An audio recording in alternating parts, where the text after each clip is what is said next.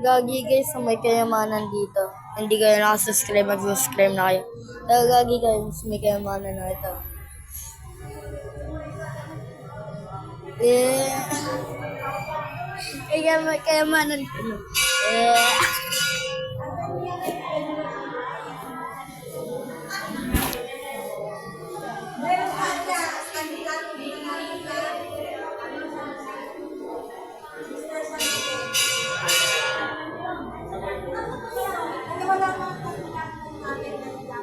di ko rin alam kung paano ito ako.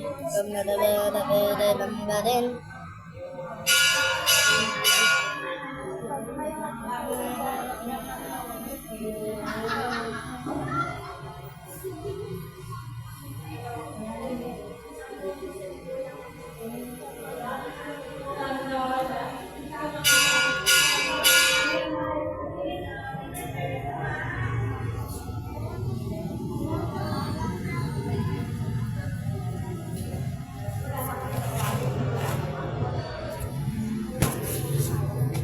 Tara, labas tayo. Bili tayo.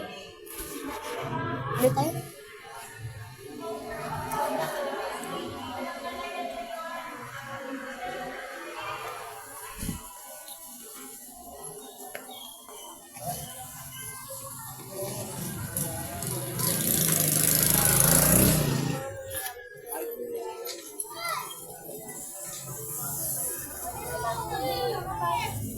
Ano ang bibiliin? Libre mo ako.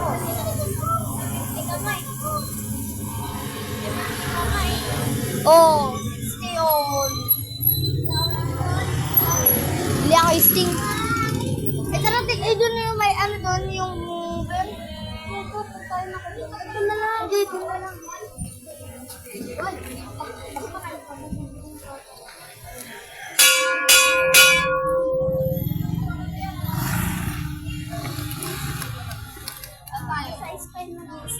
Wait lang. 10 minutes.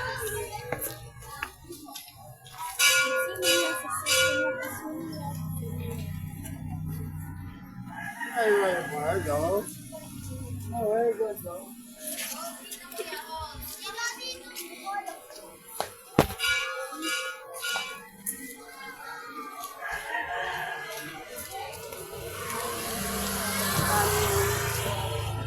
Tumalang sa sulat.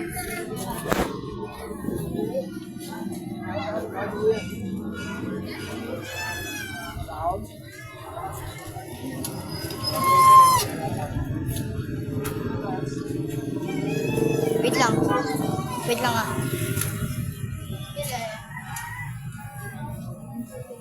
Ano nga?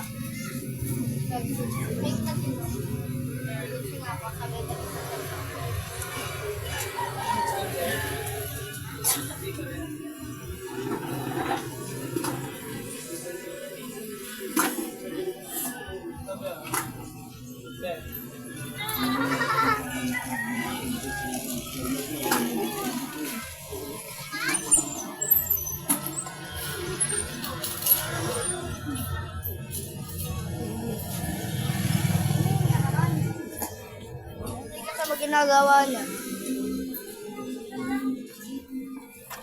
Guys, wag niyo tong gagayahin. Pag tumatawid hindi tumitingin, mamamatay siya di oras dyan. Buboy, no?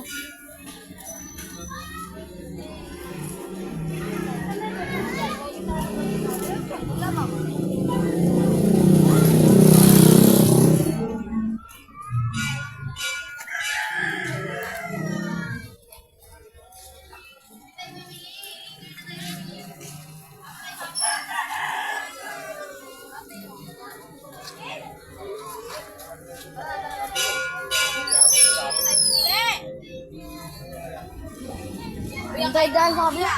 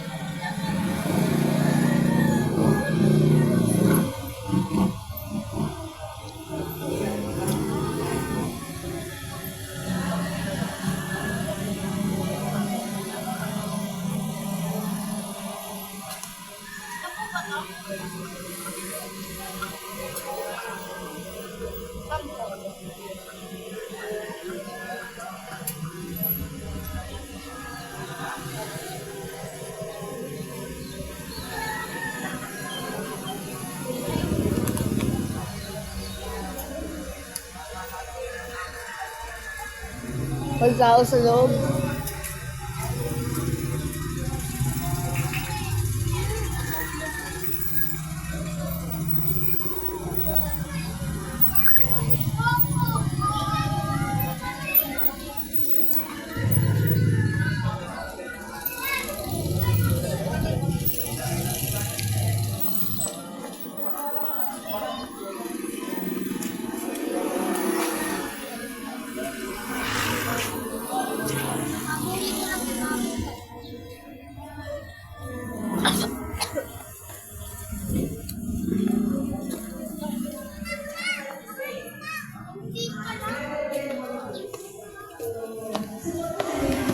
Natin siya.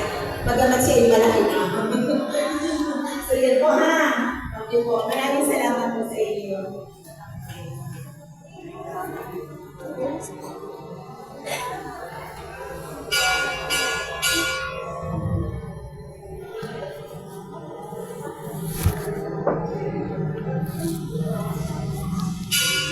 Magandang gabi po sa inyo lahat. Dito kami naman ng ating practice. Maligayang pagkikisa sa kanyang nanisa, ngayong kayo ng Pares na. Kaya natin sa palalaki ng mga sumusunod, intention ng ating mga sponsors ang kasalan. Pasasalamat po sa Media Station natin. Kaya po sa kapayapaan ng mga kaluluwan nila, John, America, Beto, Pinaldo, Archie, Rodolfo, Medina, Ligaya, Inisisimo, Elisa, Roman, Corina, Bali, Elias, Berlinia, Concepcion, Rohester, Lourdes, Johnstone, Miguelina, and the others ito.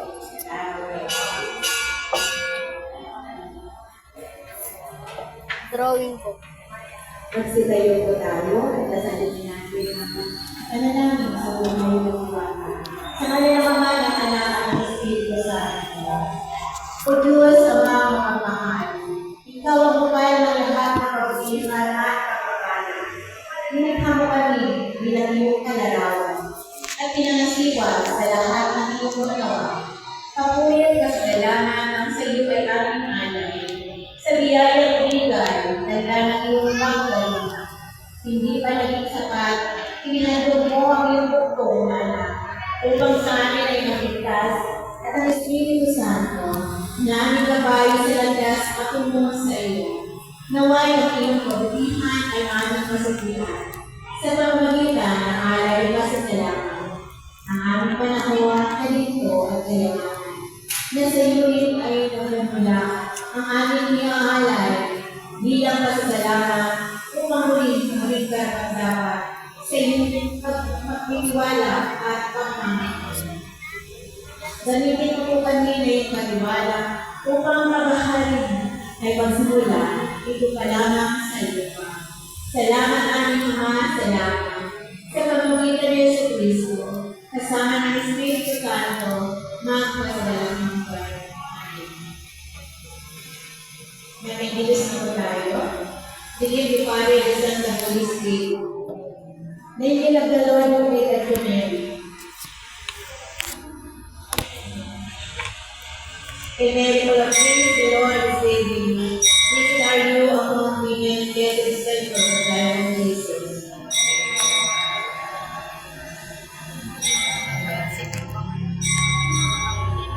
Holy Mother of God, behold the handmaid of the Holy Mother of God, pray for us in this hour. Behold the handmaid of the Lord. Amen. Full of grace, the Lord is with you. Blessed are you among women, and blessed is the fruit of thy womb, Jesus.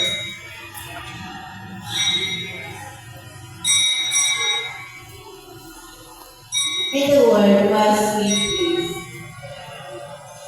Amen. Full of grace, the Lord is with you. Blessed are you among women, and blessed is the fruit of thy womb, Jesus.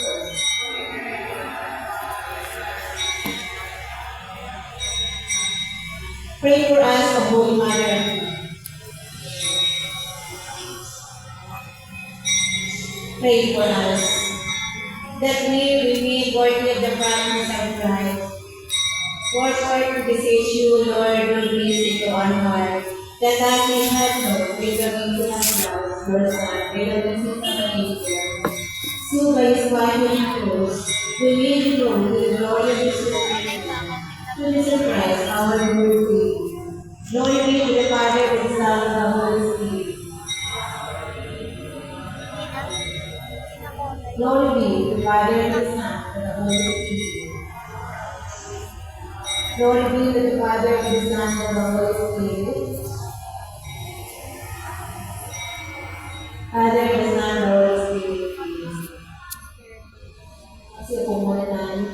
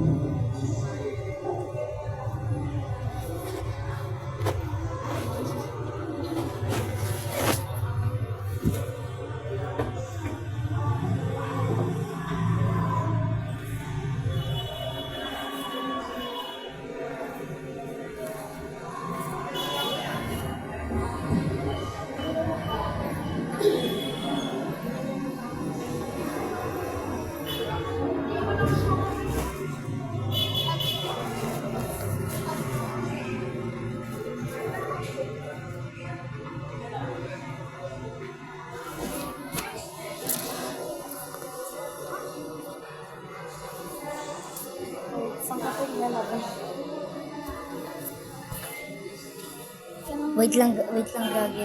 May nag-ano dito. Wait lang. Cut ko muna. Okay, good.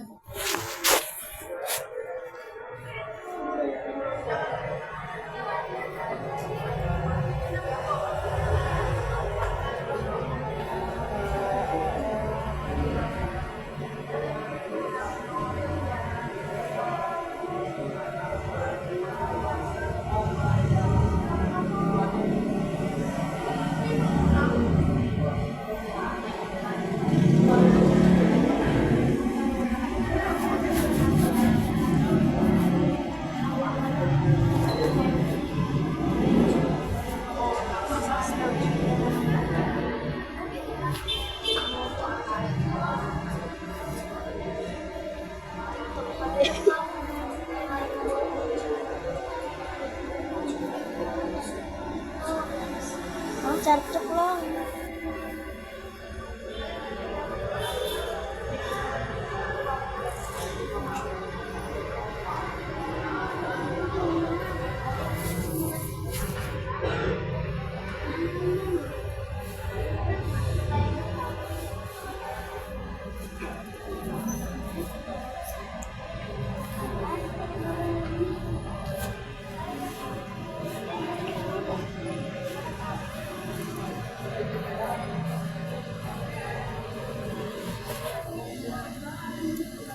Magandang gabi po sa inyo lahat.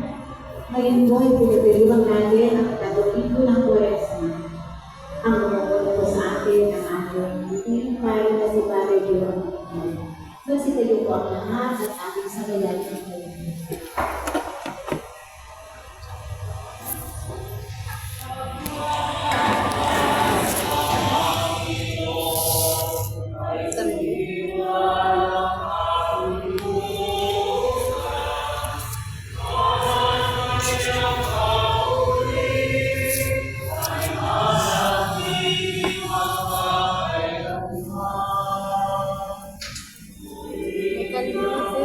Silaw.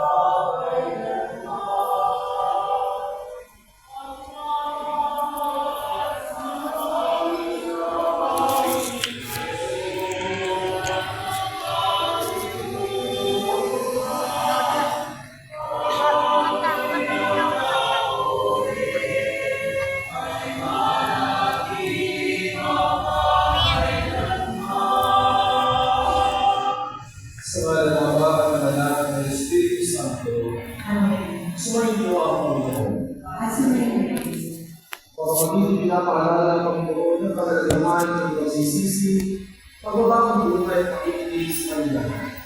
Ipinakita ng Diyos ay malawakyan sa mga sinaguna sa Elita sa pamamagitan ni Moises. Una sa nagbibiyagan ng kahoy, kalaunay sa pamarali sa kanilang mula sa Egipto. Sa magalang pangalan ito, ibang nilang suwagin sila. Kung na tayo ng sisa na nais ng mga puso naman na tayo, maraming tayo kapat sa kanya. Amin na tayo na ating mga kasalanan, kumakaroon ng parapat at inalakas sa kanyang pag-iiwa.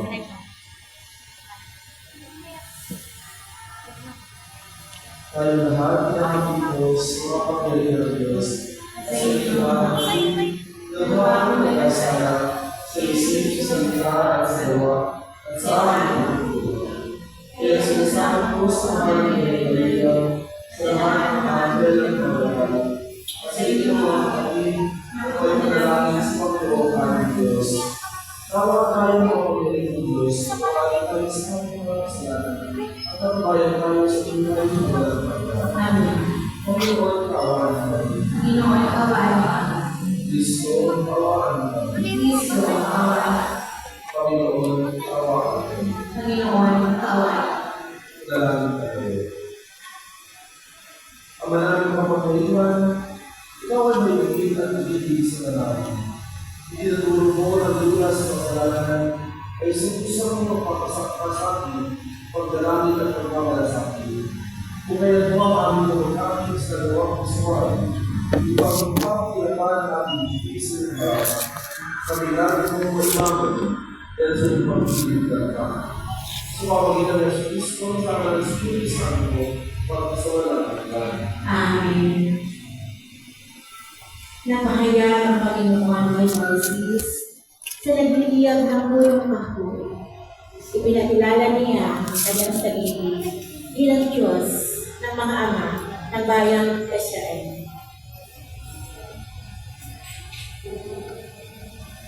Pagbasa mula sa aklat ng Israel. Noong mga araw na iyon, si Moises at nag-aalaga sa kawan ng biyanan niyang si Ethro. Minsan itinaboy niya ang kawan sa bagtas ng disyerto at nakarating siya sa Huri, sa bundok ng Diyos. Doon ang anghel na Panginoon ay nagpakita sa kanya. Para uminga sa gitna ng isang mababang punong kahoy. Kita-kita ni Moises na nagliliyag ito, ngunit hindi nasusunod buhat ang nagliliyag ng punong kahoy. Moises, Moises, ano po yun? Sagot niya. Sinabi ng Panginoong Diyos, huwag kang lumapit, ubalin mo ang iyong sandalya, sapagkat banal na bako ang pinakatayuan mo. Ako ang Diyos na iyong mga magulang, nina Abraham, Isaac at Jacob. Tinakpan ni Moises ang kanyang mukha, pagkat natatakot siyang tumingin sa Diyos. Sinabi sa kanya ng Panginoon, nakita kong labis na pinahihirapan ng mga Egyptyo ang aking bayan. Alam ko ang hirap nilang tiniis at narinig ko ang kanilang daig. Kaya bumaba ako upang sila ay iligtas, ialis sa Egypto at iakit sa lupaing mayaman, malawak at sagana sa lahat ng bagay. Sinabi ni Moises, pupunta ako sa mga Israelita at sasabihin ko sa kanila ako'y sinugo ng Diyos ng aming sinugo. Ngunit tanong ko ang sasabihin ko kung itanong nila kung sino ang nagsugo sa akin. Sinabi ng Diyos, ako'y si ako nga. Sabihin mo, sinugo ka niya ako nga ng Panginoon, ng Diyos na inyong mga ninuno, ng Diyos nila Abraham, Isaac at Jacob. At ito ang pangalan na tawag nila sa akin, magpakailanman. Ito rin ang pag-alaala sa akin ng lahat ng salanglahin. ang salita ng Diyos. Salamat. Sa tugunan ang ating pong itutugon, ang ating mga baging Diyos ay nagmamagandang loob.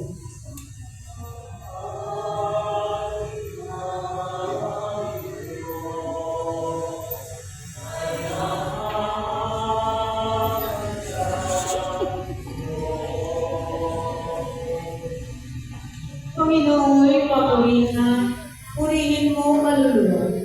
Ang pangalan niya ay banal. Purihin mo sa tuwina. Ikaw aking kaluluwa, ang Diyos ay papurihan.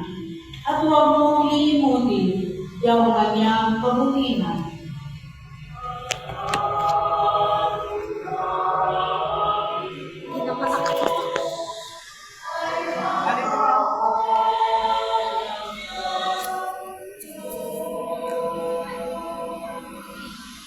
Ang lahat kong kasalanan ay siyang nagpapatawad. At anumang aking sakit, ginagabot niyang lahat. Sa bingit ng kamatayan, ako ay inililigtas at pinagpapala ako sa pag-ibig niya kapag.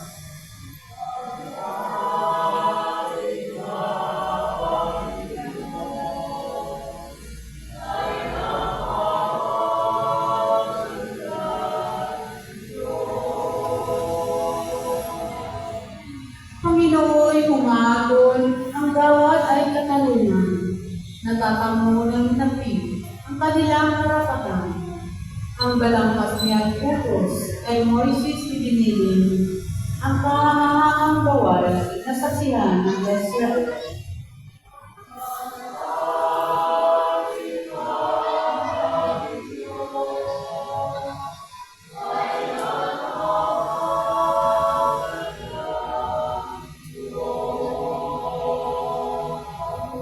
May ganda ng kalooban, mga pag-ibig ng Diyos, kung magalit ay banayan, kung umibig na may lubos. Ang agwat ng lupa ng langit, sukatin may hindi kaya, gayon ang pag-ibig ng Diyos sa may tapos sa Kanya.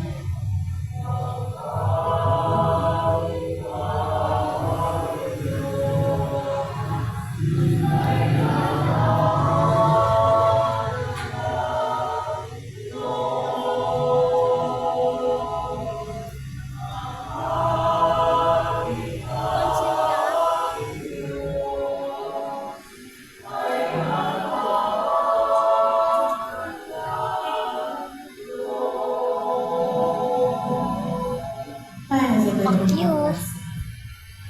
Pinatalaan ni San Pablo ang mga taga-Korinto na huwag gayahin ang halimbawa ng mga sinauna o Israelita na.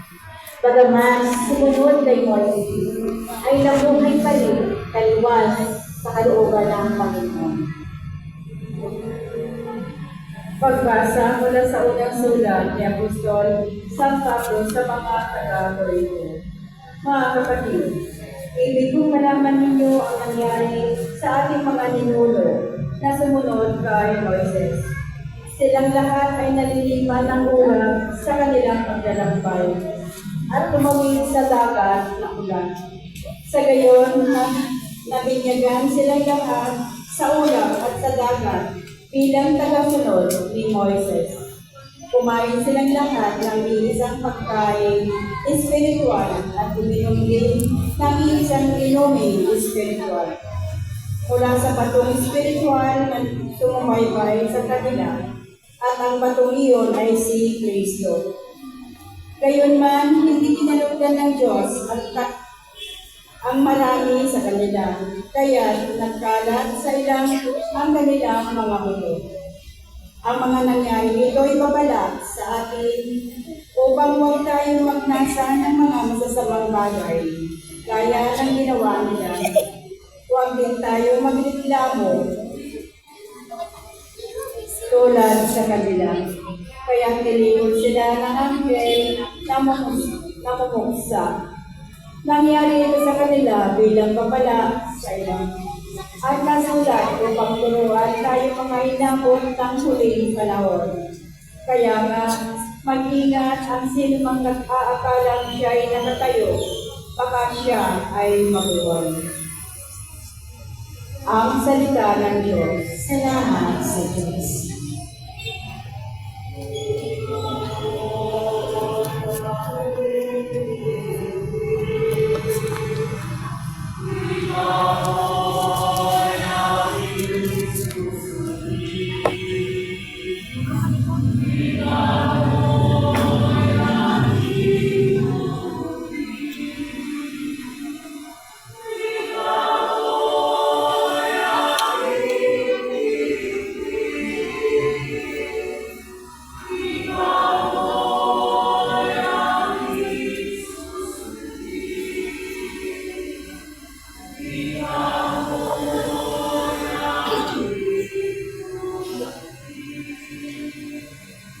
Sumainyo ang Panginoon. Asarin. Ang mabuting balita ng Panginoon ayon kay San Lucas. Puri sa iyo, Panginoon. Dumating ako ng ilang taon at ibinalita kay Jesus na pinapatay ng Pilato ang ilang Galileo samantalang mga ito'y nagkakagaw sa Diyos. Sinabi niya sa kanila, akala ba ninyo hindi ito ang kasalanan ng Galileo ito kasi mga Galilea dahil sa gayon ang sinabi? Hindi. Kung sinasabi ko sa inyo, kapag hindi ninyo pinasisihan at itigagin ng inyong mga kasalanan, mapapakapag sa iyo ng tao. At ang naging dalawa noong mamatay na mabagsakan ng tuloy sa Siloe. Akala ba ninyo hindi silang mga kasalanan kasi ibang maninirahan sa Jerusalem? Hindi. Yung sinasabi ko sa inyo, kapag hindi ninyo pinasisihan at nalimutan ng inyong mga kasalanan, mapapakapag sinabi sa kanila ni Moises at ang Panginoon, may isang tao ang pinulong doon ng ibig sa kanyang kasal. Minsan, tinignan niya kung mabuhay ito, hindi wala siya ng makita. Kaya sinabi sa kapangalanan ng kasal, tatlong taon na akong kapalito at nagkahanap ng tunay ito, hindi wala akong makita. Hindi mo na. Para sa piling, sabi yan. Kung sumagot ang kapangalanan, huwag mo na akong ituloy sa isang taon. Kung kaya ko ang maliwan ng lalagyan ng trabaho, kung ang maliwan ito, dahil ng taon, mabuti. Hindi, tutuloy na natin. Ang mabuting balita ng Panginoon. Ang ating po ipapakilala ngayong Thursday na pinala na po sa dalawang bahagi. First part of comparison at yung pangalawa yung talikada. Ano yung unang bahagi?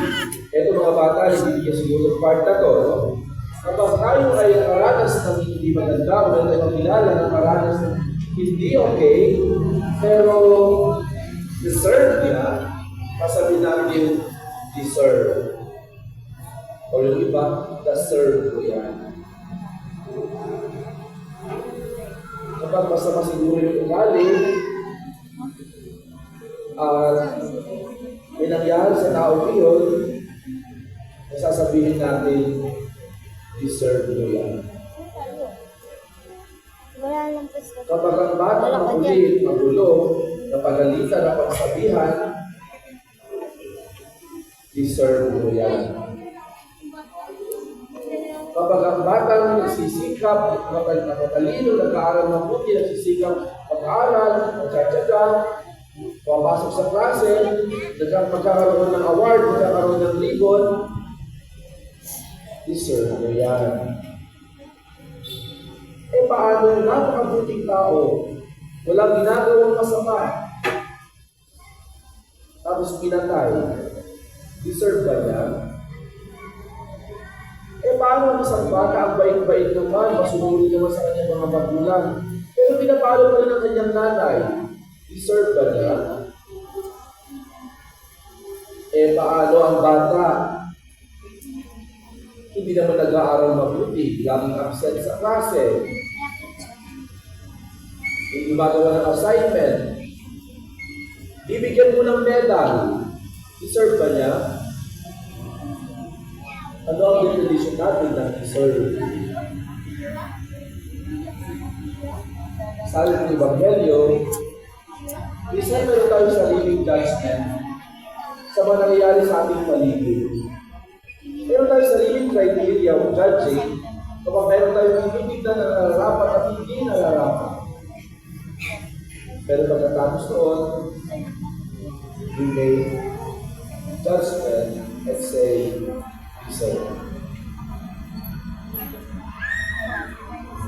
Kaya ang gagawin natin yung pamantayan ng Diyos sa ating mga buhay. Do we deserve what we have? Deserve ba natin ang kalagayan natin ngayon sa ating mga buhay? Yes or no? Mga bata, sa yung araw-araw, bukas may klase na naman. Deserve ba bigyan kayo ng baon ng nanay at tatay? Dahil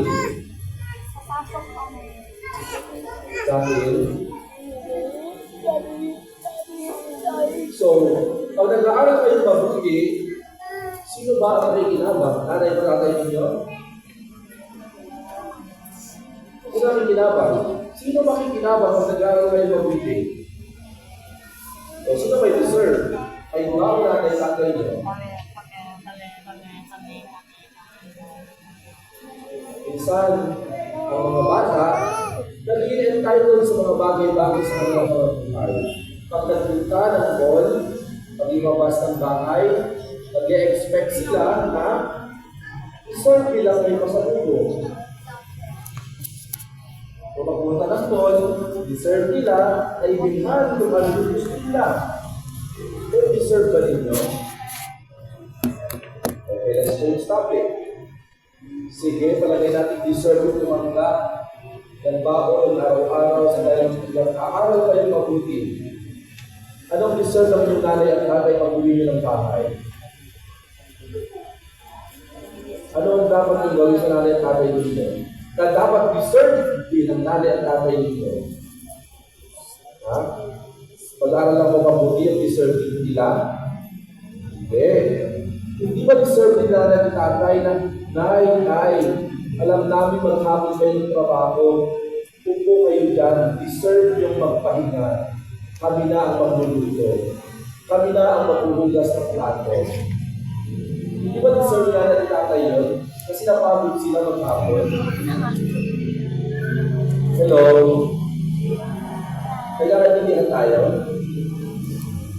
Hindi ba deserve kinala ni tatay na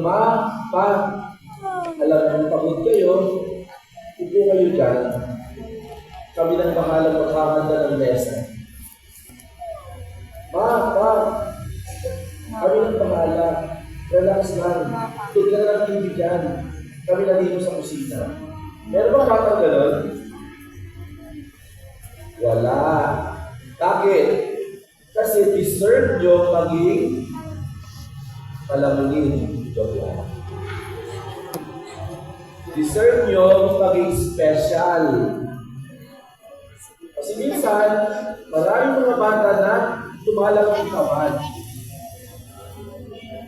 Lumalaki, deserve nila, mapamper nilang bata. Kahit malalaki na, feeling nila, bata pa rin sila. Mga kapatid, malalaki na kayo, hindi mabigat ang tato. Hindi mabigat ang bugas na pinagkainan. Hindi mabigat ang magsahin ng pagkain. Hindi mabigat na makita si nanay at si tatay na namilig ko dahil sila ay deserve naman ng pagkain. Ayaw ba naman ng Quaresma? Sinasabi sa ating pangalawang bahagi ng aming pagbasa sa aming gospel ngayon. Anong sabi ng gospel ng second part? So, bigay si Jesus ng kwento. Anong kanyang kwento? Meron isang tao na meron siyang ubasan, at sa kanyang ubasan meron isang puno doon. At sabi niya, 3 taon na akong pabalik-balik dito. Naghahanap ako ng bunga ng puno ito. Wala siyang bunga. At anong sabi niya? Putulin mo na. Sabi sa katiwala. Anong sabi ng katiwala? Lord, huwag mo na. Bigyan natin ng 1 year. Hopefully next year, palang yung paligid niya. lalagyan mo ng mataba. And next year, kung mamunga, very good. Kapag hindi, putulin na natin. Paano kaya kung gano'n na gawin yung mga nanay at mga tatay? Sasabihin sa inyo, ay, ito anak ko ito, malaki na. Meron ka bang bunga? Pag sinabing bunga, makakatulong ka ba siya? Ay, hindi ko sinabi nakakatulong, nakakagaan ka na sa inyong bahay, hindi ka na mabiyak.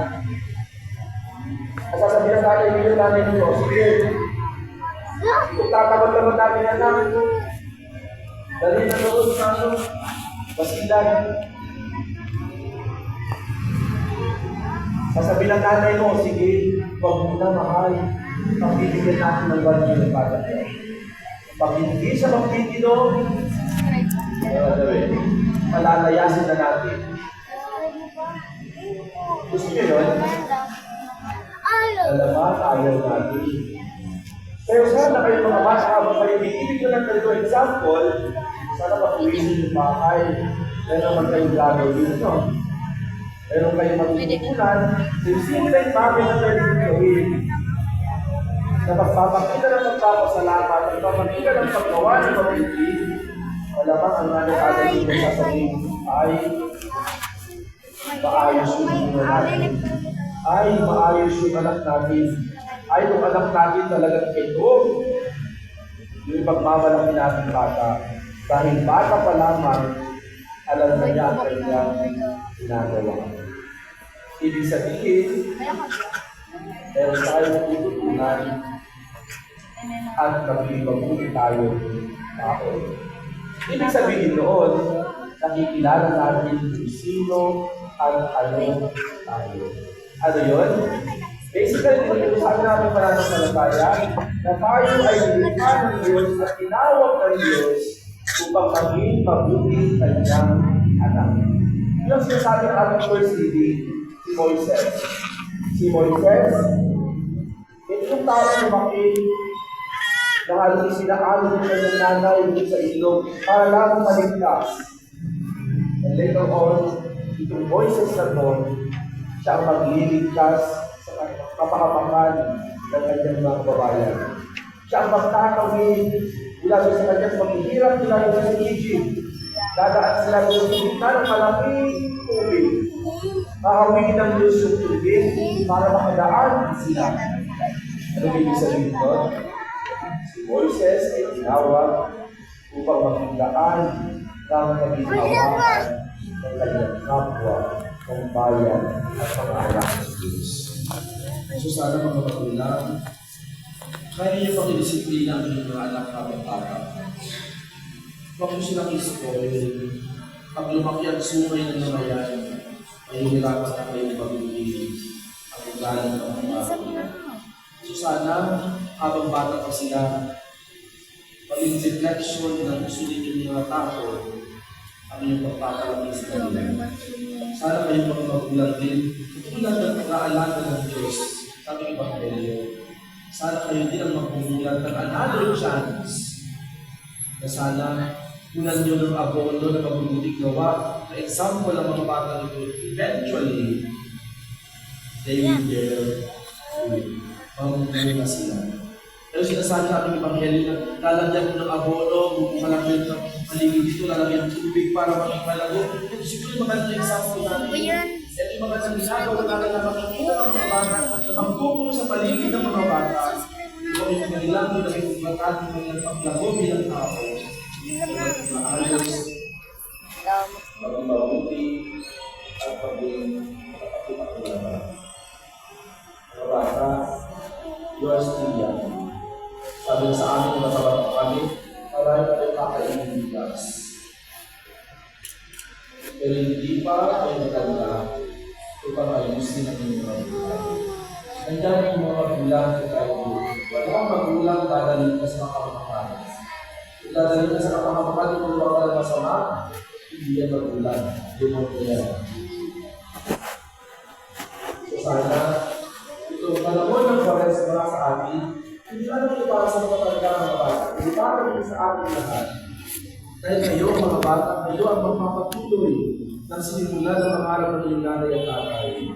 At itong mga pangarap na ito, yung pangarap ng Diyos sa atin, makapabuti tayo, gumawa ng mabuti, at makapabuka para sa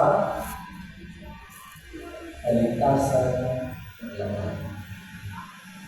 Sana ito talaga ng mga respondi ay magbibilang sa ating mga mata na mayroon pang panahon para magbago, para inayin ang buhay natin sa kagustuhan ng Diyos sa ating mga. Gusto mo kayo sasigat na parang ay! Tayong lahat, sumasampalataya ako sa Diyos Ama, mga nagawa naman natin ba? Sumasampalataya ako ng Diyos Kristo, iisa na ng Diyos at pagdanahan. Nagkakaroon sa mga ng Espiritu Santo, hindi na natin sa pagdanahan. Sa ating pagdanahan, pinaka sa krus na pagdanahan ng Diyos, na sa oras ng Diyos, ay kumaraw na pagdanahan. Magdala sa amin, naglutos sa amin, sa aming mga pagdanahan sa lahat. Kung wala tayo iwan ko, sunod tayo ng matay ni Tao. Sumasabihan tayo ng Diyos sa Espiritu Santo, sa mga nagsilahan ng Pag-ibig, sa kasamahan ng Pag-ibig, sa mga kawalan ng mga kasalanan, sa pagpatuloy ng pagiging ng mga nagkatao, at sa buhay ng walang hanggan. Amen. Pagpapawag kami, Ama, ulit mo ang aming pagkakitaan, ang malaman at pagpapagalaman.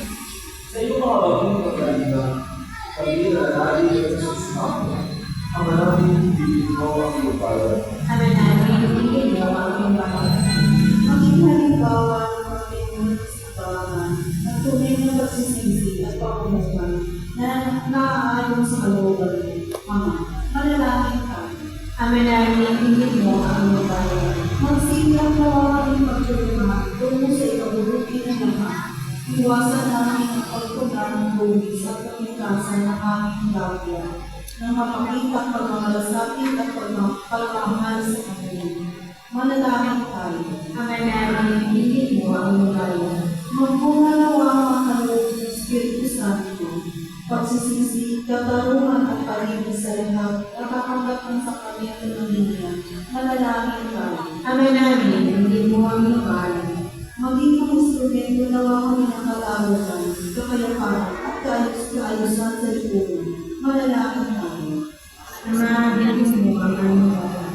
Sa iyong sandali ng katahimikan, aking nanalangin ang dalawang mga pangangailangan ng ating pamayanan, pati na rin ang ating pasayin kanilipan. Naman namin, hindi mo ang iyong bayan. Amalipin po ang ating mga panalangin at ang alam ng Kristo aming Panginoon.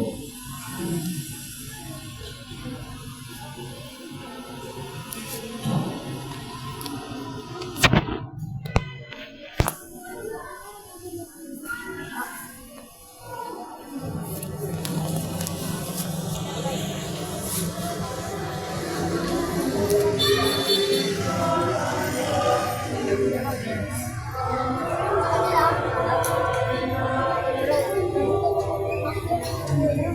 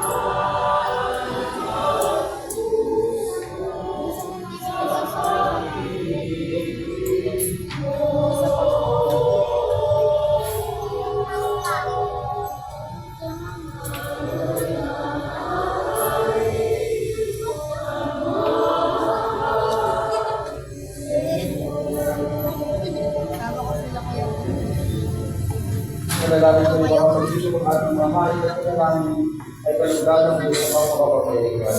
Tanggapin naman ng Panginoon na pagmamahal sa iyong mga Panginoon. Sa kapaliya at darangalan, sa aming kapatid na mahal, na sa buong sabayan ng Iyong. Ama namin ibig pa, magdal mo ang aming maghahain, upang mga kasalanan namin hindi na matatawaran sa iyo, na magtuhan din namin ibatawad sa kapwa-tao. Sa pamagitan niya sa Kristo, kasama ng Espiritu Santo, pagpasawala ka agad. Amen. Sumayin niyo ang Panginoon, At sumayin, taas sa Diyos, ang inyong puso at diwa. itinasal namin sa Panginoon. Salamatan namin ang Panginoon ating Diyos. Salamat na siya sa Panginoon. Ama namin makapangyarihan, sino yung malaman na ikaw ay aming pasalamatan sa pamagitan ng Kristo na aming Panginoon. So, papakasakalan ng aming pinigin, sunod ko sa Kristo ang mga unahan ng Panginoon. Bilang masunod sa iyong anak sa bigay, pinahayag mo yung anak ang iyong kalooban, na mga hapis ng mga ay inyong pamahayan. Ngayon ay ito ang ang pagkakaroon kami ng kalooban, ang kanyang dalawa at isang upang sa iyo yung bago kami na kasunod.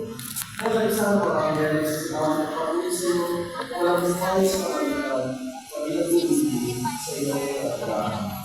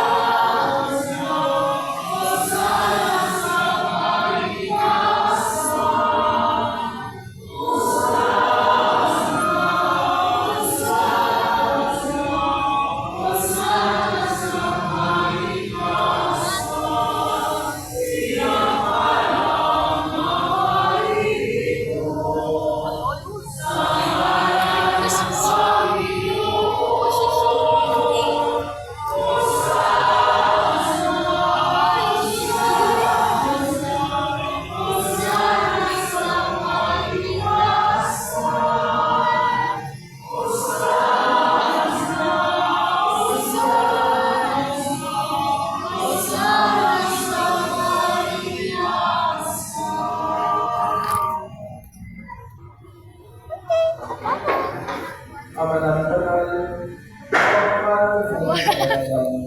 ay sa pamagitan ng Tayo na lang tayo. naging banal na mga lolo, sa aming mga katawan at Diyos, ng aming Panginoon. Hanggang dito na lang. Peace out. Subscribe.